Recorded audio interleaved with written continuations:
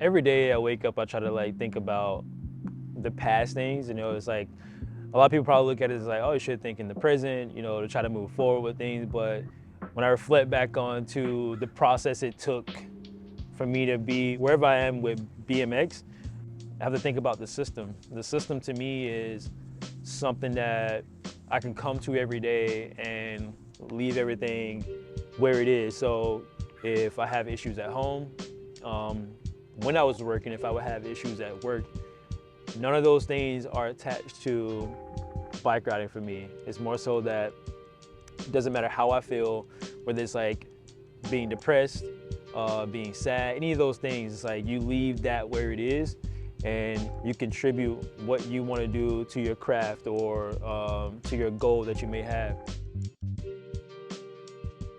So when I wake up, I have kids and I have a whole family, but I kind of have to hold myself accountable to the point where even without the family, I still will be driven. And there's no ounce of motivation behind that. It's more so in just loving yourself enough to do that for yourself. Hi, I'm DeMarcus Paul. I'm a professional BMX athlete. I'm from Albany, Georgia, and I currently reside in San Diego, California.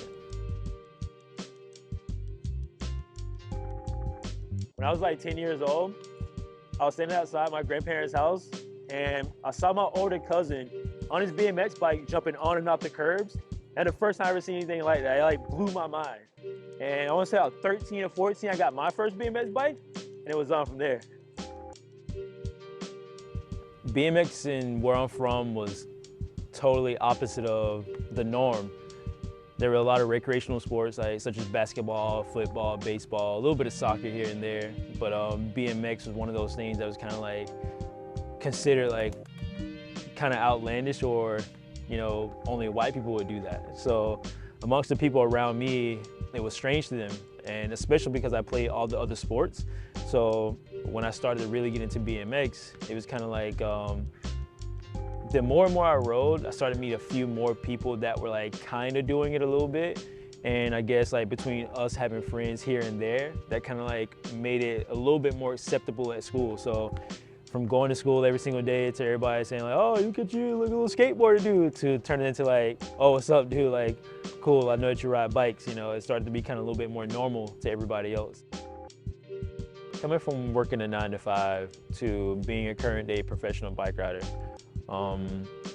to me, something that sticks out a lot is, clocking in. I think that's something that any person that has a 9 to 5 or anybody doing something that's time consuming can relate to.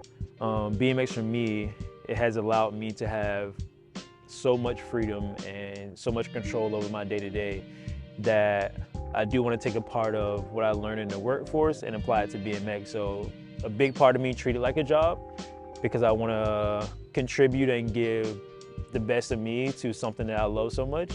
And it has taught me to kind of like slow down too a little bit, being that I do have full control over certain things when it comes to like, if I want to go out and ride. So if I'm doing that, then it teaches me how to take advantage of it and manage my time way better.